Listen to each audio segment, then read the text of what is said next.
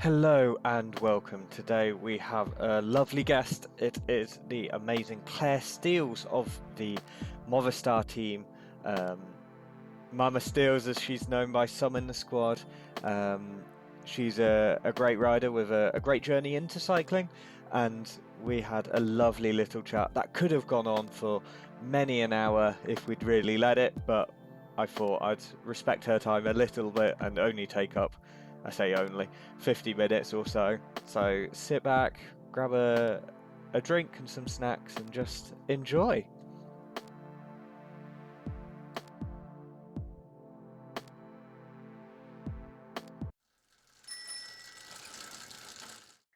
Hi, thank you so much for joining me. How are you this evening? Hi, I'm really good, thank you. Thanks for having me. It's really great to be here. No, it's always a pleasure to have someone who's got an interesting story, and hopefully we can chat about yours. So, yeah, like, how did you just get into cycling? Because everyone's got their own journey, and it's always fascinating to see.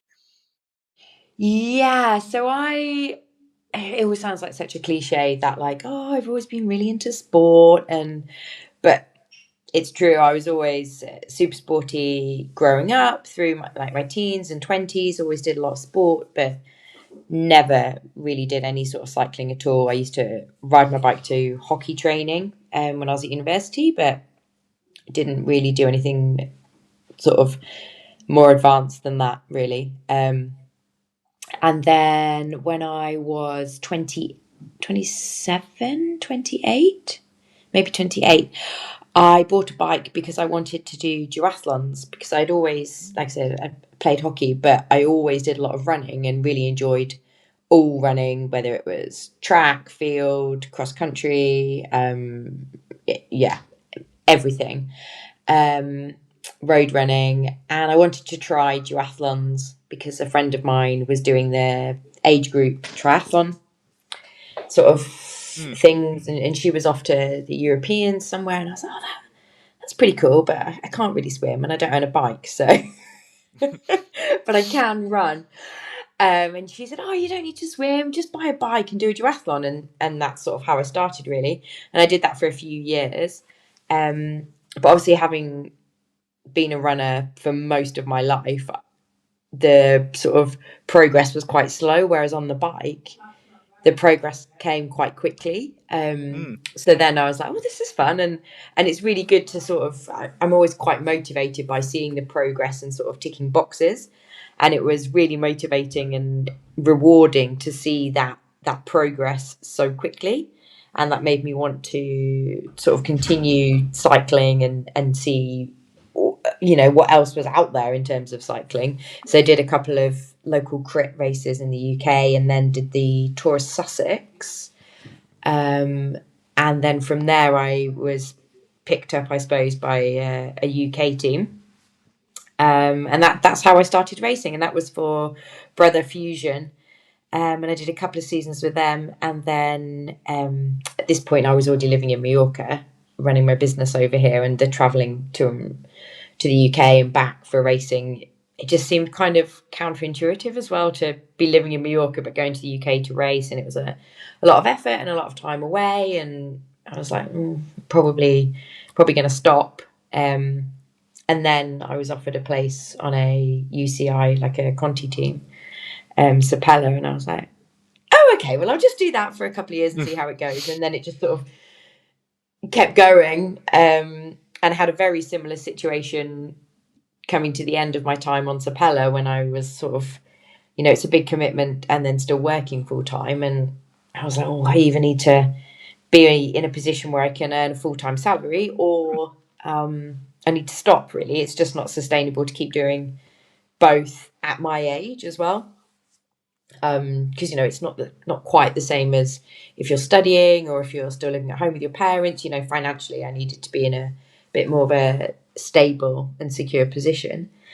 Hmm. And then I moved on to a world tour team, onto Israel, and so it's been sort of like I'll just give it a little bit of a try, and then, well, if I'm going to do it properly, I need to do it a bit more. And just when I think I'm going to leave, then I go to the Yeah. next bit, and here we are. Yeah. Yeah, because you're with the Movistar team now, and you've signed on Yeah. for even longer. So Yeah, I yeah, know. Yeah. I'm really, really lucky and really pleased they offered me a 3-year contract when I was 37, which is an incredible show of confidence. Um, so yeah, really fortunate to be in that position. So I have at least 2 more years left. yeah. And one of the questions I wanted to ask that kind of came up quite early from when you were talking was about the nature of progress, because theoretically, the further you go with a career, the harder it is to progress. And when that's one of your motivating factors, how do you keep that motivation when progress gets harder and harder to find? Well, good question. But I think the coming into cycling so late as well, I came Mm, in sort of so late in life, I suppose. I came in with a good base level of fitness and a good engine, if you like. But tactically and in terms of racecraft and skill, essentially in my infancy. So there was a lot to learn very quickly, and there still is a lot to learn. And I feel like as the calendar grows on the women's side, and there are so many new races. I mean, I'm still in a position where even this year I was doing races for the first time. mm, So there's still that learning element for me, and progress. I mean, it does get harder to come by, but it is still an option. And no one is perfect at all, and especially yeah. all of the time in every race situation. And there's always something to learn from every race environment and every race situation. And so that definitely still keeps me motivated. But I also want to, it's sort of like an internal motivation, like I'm curious and intrigued to see where my limits are, and also how long I can keep getting fitter and faster and stronger before human nature and biology takes over and Mm. I start to sort of hit the downward slope, so to speak. So that's really a really big motivating factor for me, is to keep going to see how good I can be. But I'm also in the back of my mind aware that I probably have a maximum of maybe 4 years left to try and squeeze Okay. out every sort of ounce of progress and talent out of my body. So it's, in the grand scheme of things, 4 years isn't that much. It's not very Mm. long. So yeah, that's sort of really, really motivating for me, definitely. Yeah, and what would you? I said this would be quite a cozy chat, and I've already gone in with a like deep philosophical chat. But like, what is success for you then? Like, is it motivated by results? I know you said you're motivated by progress, but what is success, and what does that look like for you? I mean, I think we're all motivated by results to a Mm, certain degree, because that's how to the outside world, that's how we are sort of ranked, I suppose, and that's how a lot of people determine success. But I think it's a very dangerous game to play, to rest all of your motivation and your definition of success on that external sort of factor, such as a result, because you can do everything right in a race, everything, and still not win, mm-hmm, because somebody's having a better day, or you have a mechanical and it's through no fault of your own, or things just happen that are out of your control. So whilst the result does sort of identify or does sort of suggest success, for me it's more of an internal thing. So correcting mistakes that I've made previously, sort of everything that I'm doing training wise and preparing. If I know I'm going into a race in the best shape I can possibly be, I haven't cut any corners, I haven't taken any shortcuts, I haven't slacked on the gym or the training or the nutrition or the rest and the recovery. If I have done everything to the best of my ability, then that for me is a success, because mm-hmm, then the outcome, it will be what it will be. And ultimately I might go into a race and I'm not there to be the leader, and I'm not there to try and get the result for me. But if I can have a great race and position our leader well, or chase down a break, or do my job for the team and do it well, then that's also a Hmm. success. So I think there are lots of different ways of sort of measuring success in cycling, which is kind of the beauty of it, really. Yeah. Oh, absolutely. One of the things I always say is like, even if you're the best rider in the world, percentage-wise, you are losing more times than you're winning because it's Exactly. literally impossible. Um, Mhm. but I'm kind of interested also in your journey where you said like you started with Brother Fusion and racing domestically in the UK, but then moved to Mallorca or were in Mallorca and went, it's easier just racing for Sapela and, doing a lot of Spanish races and having some success on a results front Mhm. from the ones in like the Basque Country, which are very up and down. I'm just Yeah. curious how, like, I guess what the difference in racing style is domestically in the UK versus domestically in Spain, because my impression of the UK races in general, and from the ones I've been involved in when I was a junior, was you just smash seven bells out of each other, and whoever's left standing kind of wins. That's how it is, like from the gun. But then I know different countries have a different style, so I'm curious what Spanish like elite level non UCI races are like.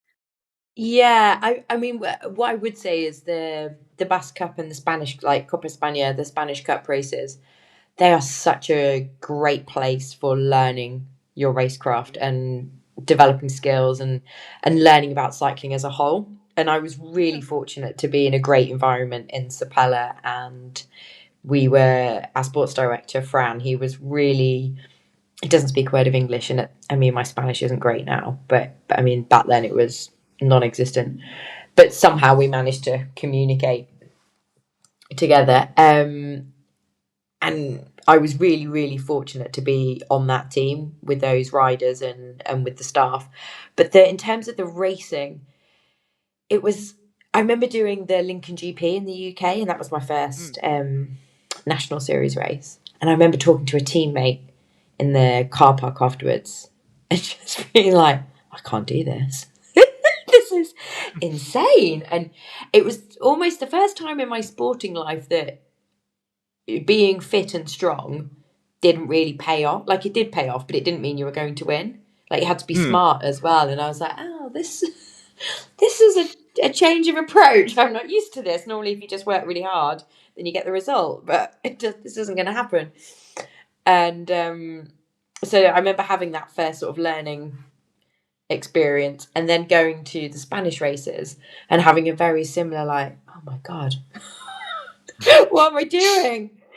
This is insane, because it was, I feel as though in the UK, I mean, the bunches were smaller, but the range of ability was quite wide, I suppose, quite a broad Mm. range. In Spain, the bunches were relatively big, but everybody was good. Everybody was skillful. Everybody knew the courses. Everybody knew how to race. And I think that was a big difference. Everyone just felt like a little bit more advanced across the board, fitter, Mm. stronger, wiser, more race savvy. And the roads as well, and the parkour. It was a lot more undulating, climbing. The descents were faster and tighter and more dangerous. I needed to be more technically aware, more skillful. Whereas in the UK, we don't really have the climbs for one, and then obviously we don't really have the descents either. So Yeah. it was everything. If you take everything from the UK racing and all of the dimensions and all of the elements of it, it was like a 6 out of 10. And then it just everything ramped up to a 10 out of 10 in Spanish racing. Everything was just harder, faster, more technical, Mm. everything, and then in Spanish. Yeah. Oh, yeah. Of course. And then obviously everything was on the other side of the road. So like feeding on the other side of the road, taking a bottle from the car on the other side with the other hand. And I remember my first sticky bottle on the other hand, and I was absolutely terrified. like, Oh I'm yeah, not used to this. It should be the other way around. yeah, But because yeah, and the first time getting a puncture and going to the wrong side of the road and like all of those things, it was like just a massive flap.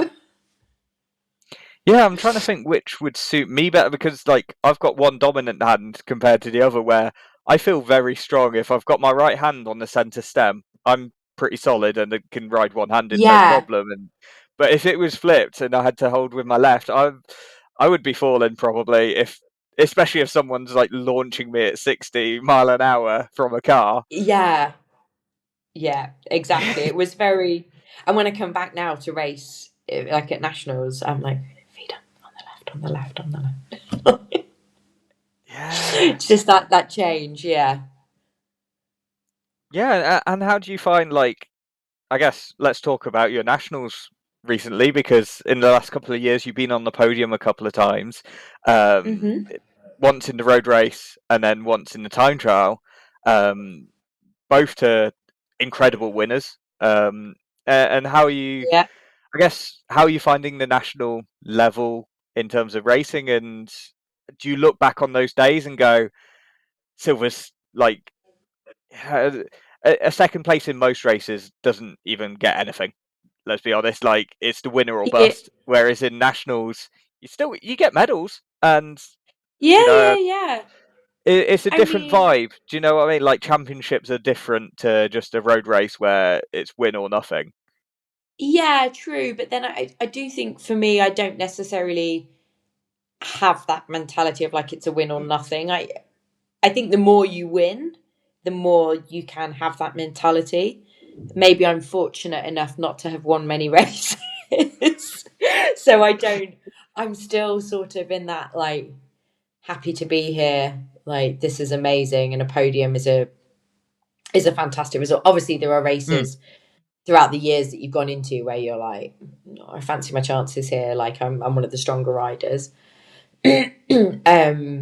But in nationals as well, like you say, like you're up against incredible riders, and the whole dynamic changes. Obviously, you race pretty much week in week out with each other all over, but everyone's in their team and mm, they're doing a different job, and they have the support of teammates or they're supporting teammates themselves, or it's a very different dynamic. And then suddenly you're at nationals and most of you are there alone or just with one other rider, and it's so open that mm, then it's almost like I mean anything can happen, anyone could win, and it isn't necessarily one of the pro riders who's come back to the UK, like a world tour rider who's come in.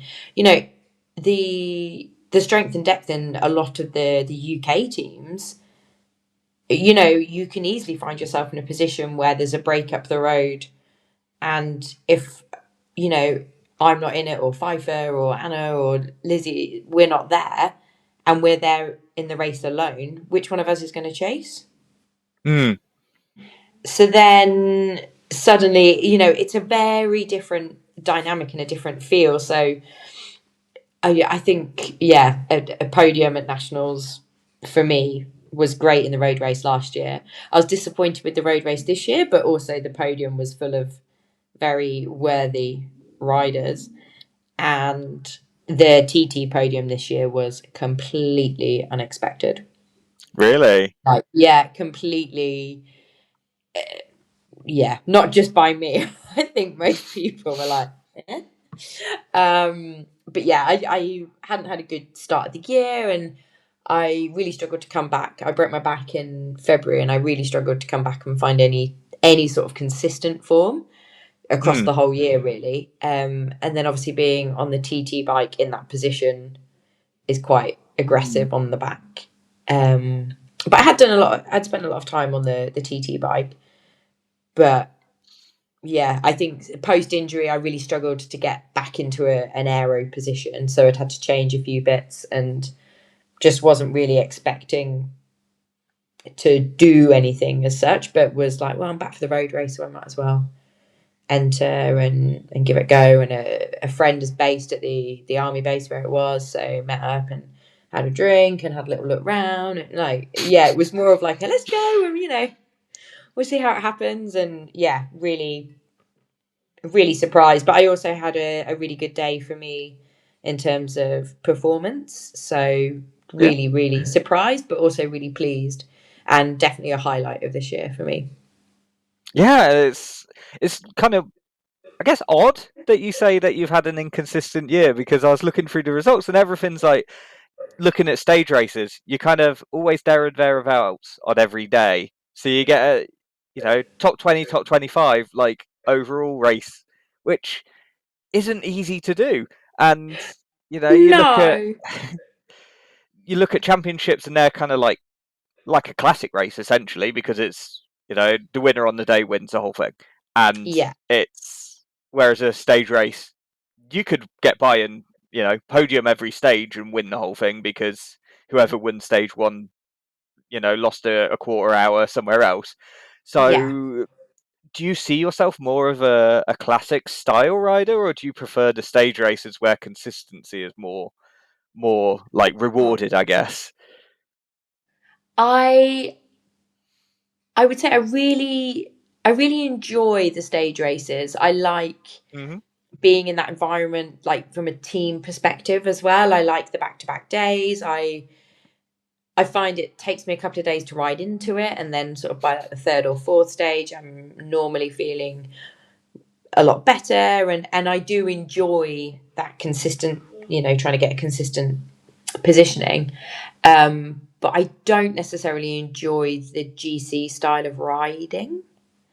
I Okay, would yeah. say I'm a little bit too impatient. Yeah, um, I can sympathize with that. I'm like, yeah, I just want to I want to be in a break, and I want to play, and I want to mm, do, Um, but I do think my physiology and the type of rider I am lends itself better to that type of rider than sort of a more explosive, punchy rider. But having said that, I really enjoy the classics in sort of like in France, like Plouay, and the Italian mm, classics when the roads aren't flooded, like at the end of in October, like the end of the season. I do enjoy that style of racing, sort of a big circuit, with a solid climb in it, and then a nice descent, and yeah. So I don't know. I prefer maybe the classics, but I feel like my body prefers yeah, it's the kind of stage like, races. I feel like there's some riders, like I can think of some in the men's peloton. I don't know enough of the mentality of some of the women, but certainly in the men's, like Mathieu van der Poel, when he just attacked at Tirreno because he was cold and bored, and it's like, Yeah, that's exactly how I would be. I'd be like, I can't be bothered sitting in a bunch for days just protecting a 10th position. I'd be like, I just want to mm. have fun, and I feel like, Yeah, that's exactly it. And I find it a little bit stressful on sort of like those flat mm, days where you're just like, just survive, don't lose time, don't make any mistakes, don't like nothing drastic can go wrong. I find that so stressful. Whereas yeah. in theory, it should be just like sit in the bunch and just roll around and stay out of trouble. But And I the funny find thing that is, whole like, yeah, like sprinters go, oh well, GC guys get it easy because they're amazing at hills. So if they have a bad day on a mountain stage, they're fine. Like they'll just be in a gruppetto. Whereas sprinters have to struggle and grovel through a mountain stage, and then yeah, they're getting it easy on a flat stage because they can just. But you're like, oh, I'd love to be able just to focus on a flat stage and yeah, not have to and sprint. worry about overall. Yeah, yeah, It's kind definitely. of, But that, I mean, that's human nature, isn't it? You always want what you don't have. yeah. I actually used this phrase with someone else. Like someone was around our house and I said this, like, you're always living someone else's dream. Yeah, And yeah, it's like, damn. and that's so important to remember that. Yeah. Like ultimately, whether I'm doing a stage race or doing a classics race, and I would probably prefer to be doing the other because that's how we're wired. There's that Mm, element of like, but I'm living a dream. yeah. Like I'm this is my job. I said I had a teammate staying with me a couple of weeks ago, and we were riding in the sun, short sleeves, early Mm, December, And we both have had other careers before cycling. I was like, can you believe this is our job? Like, how fortunate. I don't like to use the word lucky because I think it implies that it's luck and Mm, it's you haven't worked for it, and everyone has worked for to be in this position. But how fortunate we are to be living this dream is amazing. And a terrible day on the bike, they are pretty rough. But I'd rather have a terrible day on the bike than an average day in plenty of other jobs that I've had before now. yeah. It's like the number of people who would kill to be set like a training session where they have to do hill repeats. Like, Yeah, sign me the heck up to that, please, because I would love that. Like, I love going uphill. I haven't got yeah, the frame for it anymore, but I used to be the skinniest thing going. Not so much now. I've gotten old and got kids. Life changes you. But sign me up for that. Like, I'd love to just have to turn myself inside out going uphill, and yeah. yet you'll get pros who are like, "Oh, I can't be bothered with this," and it's like, yeah, it's exactly the same. Yeah, we always see it's easy to see the downside of what you're doing, I think, but I think it's really important to focus and remember the positives too. That isn't to say Mm, that the life of a cyclist is easy. It's not, and it's very hard, and it's a I don't want to say sacrifice, but you don't do a lot of things that a lot of other people your age are doing because you're prioritizing and focusing on the training and the recovery mm, and eating properly and all of that goes along with it. But you're also asking the people in your life to do that as well. And yeah. that's ultimately you're asking them to forego nights out or meals out or birthdays, weddings, big Christmas celebrations, for example, and then you might never get that race win.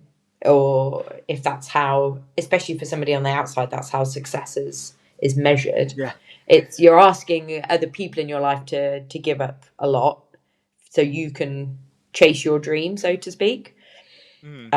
So that does make it mentally more difficult, I would say, than physically. But ultimately, it's a great dream to be chasing. Yeah, I guess you've made me realise like that's probably why a lot of cyclists end up in relationships with one another, because it's like, well, you know what the sacrifice is. You kind of Yeah, you're living that deal, so you might as well do that deal together, kind of thing.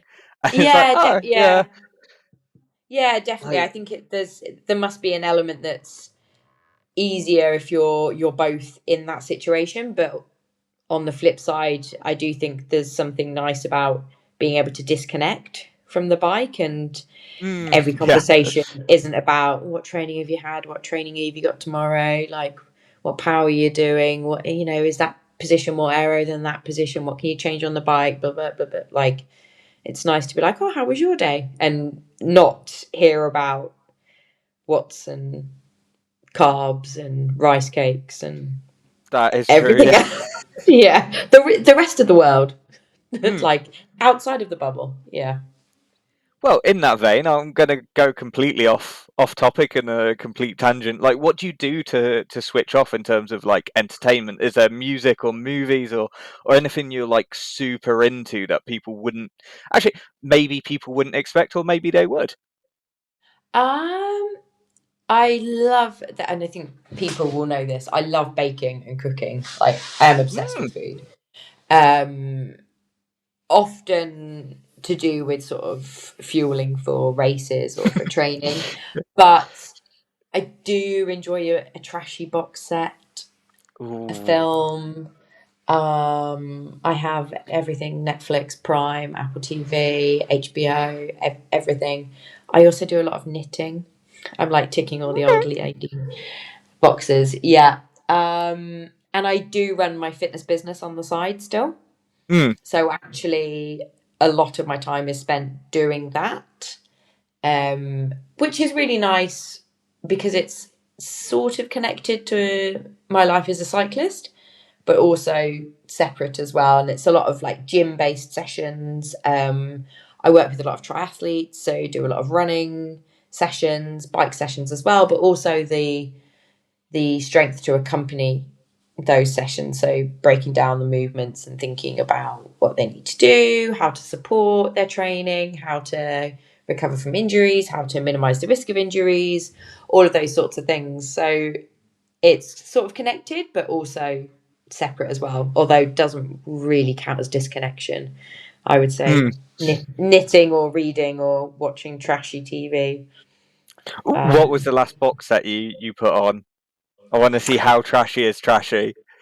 Um, so I was watching Sex and the City, Okay. and I have started watching a series on HBO called The Sex Life of College Girls. Okay. And yeah, hilarious. And then I stumbled across a program called Divorce, also on HBO, with Sarah Jessica Parker in it. And I'm only an episode and a half into that, but it's Wow. very dry humor, easy to Mm. follow. Yeah, good. But at this time of year is all like trashy Christmas films, isn't it? So Oh god, yeah, the all of the Hallmark ones. Netflix ones that are like the same actors that are all doing like the rotation, and they've just changed their hair color and they're playing a different character. Yeah. Oh yeah, is that one? I'm led to believe it has Vanessa Hudgens in, like the Christmas Oh. Prince, where she goes to this random like microstate in. It's meant to be in Europe, but it's completely fictional, and it's like always Christmas there, and it's very weird. Um, Oh. yeah, No, I haven't but stumbled across that. I've watched like a couple of Lindsay Lohan ones that I've been like, these are terrible. but she's And then done just some put banging like, films, like yeah, she her in has. Mean But Chris, Girls. Like, excellent. Some of her best work, no mm, doubt. But her Christmas films are not to be they're not. repeated. They're one-offs, no, for sure. Ooh. I mean, you can't beat Home Alone or like Love Actually, or my parents are staying with me at the moment, so we were watching like Entrapment, um, Escape to Victory. Oh wow, Um, that's a deep cut nowadays. yeah, yeah, yeah, yeah. Oh, I mean, any for me, like old it's film, Bond films, yeah. for me like Christmas doesn't begin until I've watched a Grinch. Like, I Oh, need that, really? like Jim Carrey version Grinch. I can't Yeah. get into. I mean, I'm still not really in the Christmas spirit now, but I feel Not like long to that go. helped a little. It's been a long year. Yeah.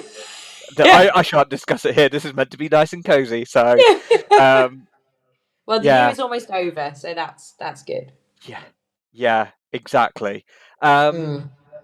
so getting back into cycling next year will be very interesting because should you do the national championships, you're going to have teammates, which will be Yeah, interesting for you because you've got Kat and Karis joining.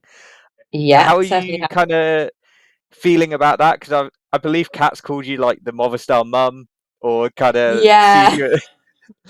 I don't know whether that's just an age thing or just because you're really kind to her. I shan't reveal your age. People can go find that on First Cycling if they're so interested. Um, but yeah, how are you feeling about having the two youngsters joining you? Um, in terms of on the team or at nationals, I mean, Everything. either way, Let's go. everything. I think it's great. I think as people, both Kat and Karis they're great. They're so I can't imagine doing what they're doing at their age. When I was their age, I was nowhere near as mature as they are. No, I wouldn't be ready for that at all. Yeah, in any way, in any sort of form at all. And I think it's incredibly brave what they're doing, and really exciting. Um, and I'm really excited to see how they progress and how they mature and grow and the type of riders they become. I think it will be amazing to have them at nationals, for us all to be together. Mm. There's certainly not any sort of expectation on my behalf that it would be like, okay, well, you're riding for Mama Claire. Like, that's certainly not how it would be at all. And I actually think if it's, for example, if it was the same course as last year, I think it's a perfect type course for Cat. So it would be No, I really mean she interesting won to see. East Cleveland, didn't she? So Yeah, it really is her course. yeah, absolutely. So it would be great to be able to help her do well there. That would be amazing. Um, so yeah, it's great to have them, and it's great to have a few more Brits around. Mm. And yeah, even though I am, well, she calls me Gma Claire as well, like Grandma Claire, which is, I think that's a step too far. It's slightly unnecessary. Uh, Yeah. but maybe I- the Mama Claire is the, maybe I am a little bit maternal in some ways, maybe just a bit of a lot of life experience, perhaps not so much cycling experience, but a lot of life experience, and I think that does stand you in good stead in cycling. So it's Mm. just a little bit of a, don't put too much pressure on yourself. Just have fun, enjoy it. Yeah, because that's the thing that, like, immediately when you said it, I was like, that's interesting that you said they're very brave. When, if you, like, I don't know, but I feel like if you ask them, fear or braveness wouldn't really come into it in terms of what they're doing, because it's like this is just No, great opportunity, but because you're the other side of things, like you're like, actually that is quite brave what they're doing, they just don't know it. And it's yeah, the whether that's the folly of youth or the ignorance of youth that's keeping them shielded. It's kind of interesting how that works out. yeah, definitely. I mean, I suppose I've never really thought about it like that actually, but yeah, they probably wouldn't think of it as being brave. Although I don't think many people think of their own actions as being brave Mm. anyway. Um, but no, for me, it's incredibly brave to to up and do this and go into this world. But maybe that's just because for me, it's still a relatively foreign world, I guess. Mm. Like it's whereas for them, that they've grown up cycling, it's the norm. It's a natural path to follow, perhaps. Yeah.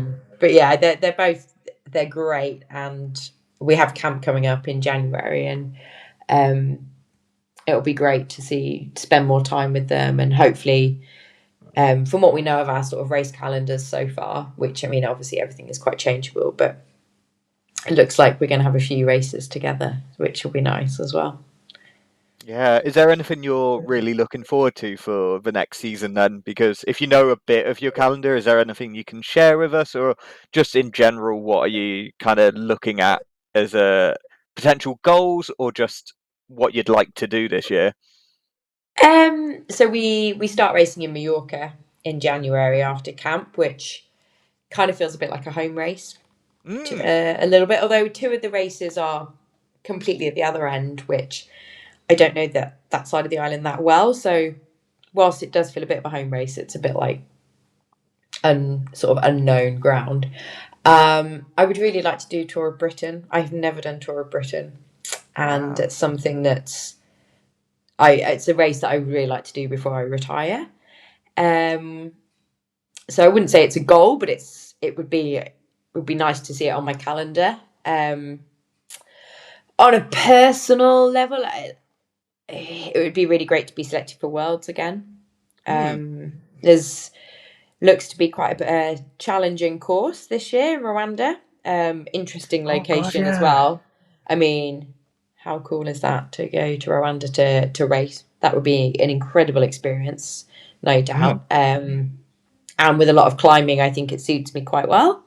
So that would be, obviously it's not in my hands as such, but it would be, if I am selected, that would be a bit of a personal goal to just get there and do what I can do for the team. And yeah, that would be really good. And in terms of any of the big tours this year, I've done the Giro and the Tour de France in the last 2 years, and I think I probably prefer the Giro.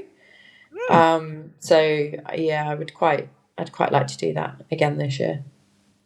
Yeah. Well, hopefully you can achieve all those things, and it'll be Yeah. really interesting to follow you this year. And yeah, what was it like to represent GB in like this year? Because I It was guess, cold yeah. this year. It was bloody freezing this year, is how it Oh yeah, because was. it was Switzerland, wasn't it? Um, Yeah. Um, Yeah. I mean, that growing up, that was always a dream of mine to represent Great Britain. Just, I didn't ever for one second imagine it would be on a bike. Yeah. No, it didn't even enter my mind. It was going to be playing hockey or track and field, or it was never in a million years going to be on a bike. But just, and it was an incredibly proud moment for me in Glasgow when I did Mm, my first GB race, and as close to a home worlds as I'm yeah. probably ever going to get. And my parents were there, and friends were there, and it was really nice moment, and I was really proud of myself, and it was nice. I could tell, my family were proud that I was doing it, and to do it for the first time, not in my 20s or whatever, was it really felt like I'd achieved something by coming in so late and getting to that position, and then to go again this year. Yeah, was it I didn't have the greatest experience in the race, but it's always such a it feels like such an honor and a privilege to be there, and it isn't Mm, something I will ever take for granted. I know, depending on which nation you're from and the amount of riders and the level within the country that you have, there's probably an element of expectation from some riders that they will be selected, yeah. regardless, so to speak. And in a way, I'm quite glad that we don't have that position in GB. We Mm, have so many riders who could be, there's so many riders who could be selected. So it's it adds to the excitement and the feeling of gratitude when you do get selected, which just makes it feel even more special, I think. yeah. Yeah, that makes a lot of sense actually. Yeah. And it feels like one of those devious genie wishes that you've made, like, oh, I wish I could represent GB. It's like, sure, on a bike. Like, what? Where, where did Yeah. that come from? Huh? Huh? Really? No, that Because wasn't what I was 10-year-old you thinking. probably wouldn't have believed that. No, no, not at all. No, It's God, like, I no. got what I wished for, but somehow different. But I'm on a bike. What? How did this happen? Yeah, it's like, just Like, no, I wanted to be running around the track, doing the relay what? or something. No. What actually was your event when you did track and field? I did the 200 and the 400 when I was younger, and then Ooh, I moved up to the 8. Um, and I tried hurdles for a bit, but I was never very good. no. Um, but no, more, believe it or not, slightly more explosive. But probably now I'd be much more of like a 1500-meter Hmm. runner. But I couldn't do anything longer than that. It would be so tedious. Yeah, thinking about it. Like, Yeah. Like 10K on a track. Oh, no, thank you. yeah, I'm trying to think. Like, I've done a couple of 5K. Like, I hate training, so I just get up and do a 5K, and that's it. Like, I'll do no training Yeah. beforehand, no warm up. I'll just bosh a 5K, and then that's me done for like a few weeks because I can't walk anymore because I've Yeah. done a 5K without training. It's Yeah. kind of, Oh, the vicious circle. yeah. And like, I just have one pace, which is I've got a bit of energy for like maybe the first K, and then the last four are just survival mode, trying to get to the end. And I've not got Yeah. like I can't go up or down the gears from there. It's just grovel to the finish. Um, Survive. yeah, but like my PE teacher always said like the 400 was the hardest race because it's like it's a sprint, but it's the longest sprint, Oh, it's and long. there's Yeah. no bunch. You're just on your own kind of thing.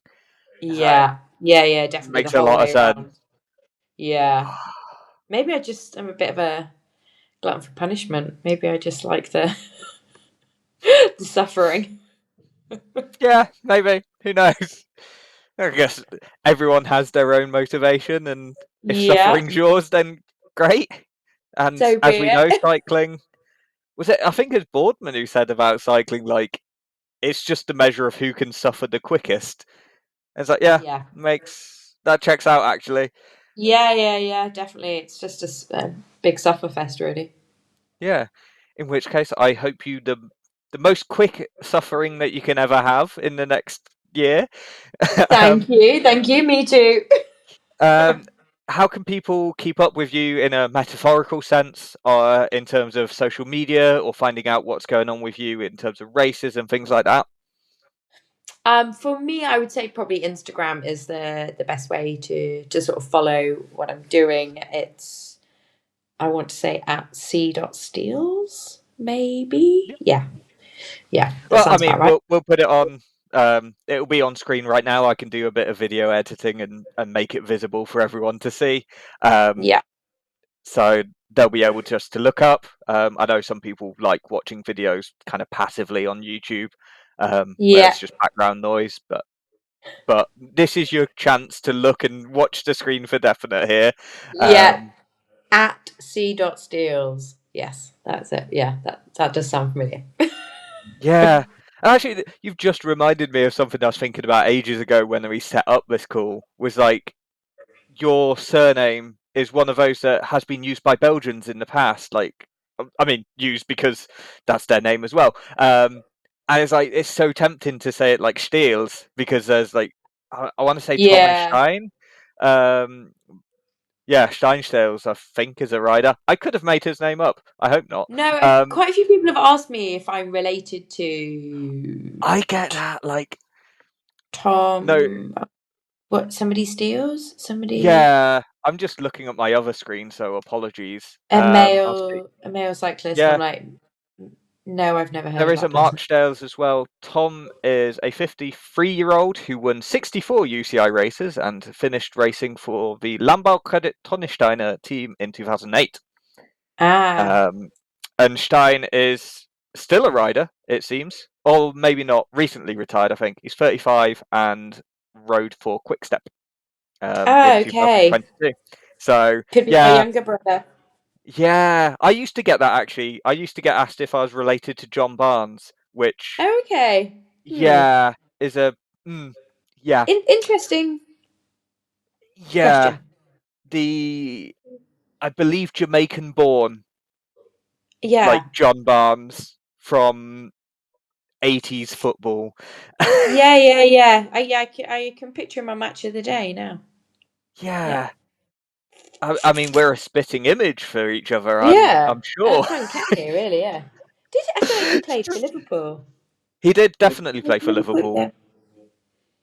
Good Yeah. knowledge there. Pulling on some youth knowledge of football years ago. Yeah. Sadly, no relation, because I would love No. footballer wages to be in the family for sure. Well, yeah, for sure. That would be nice. Yeah. Would But definitely make anyway, things more comfortable. thank you so much for spending time with me. No, And thank just you for chat. asking me, and thanks for being patient with me while we sorted it out, and again patient while I managed to log in this morning. Believe it or not, Yeah, I do have an A level in IT, but I somehow didn't manage to log in. amazing. Well, yeah, we'll keep an eye on how you do this year, and always send you our support. And yeah, thank you, Thank and you. hopefully we'll chat again soon. Yeah, thank you so much. Thanks for having me, and have a very Merry Christmas. You too.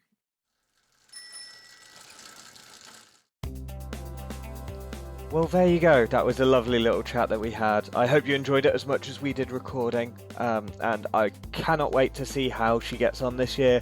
I say this about pretty much every rider, but it's true. Like, I just want to see how they do and how well they're getting on. If you want to give us a like and subscribe, that will really help us in the fabled algorithm. It's not essential though. If you don't want to, no worries. But we would love to have you along for the ride.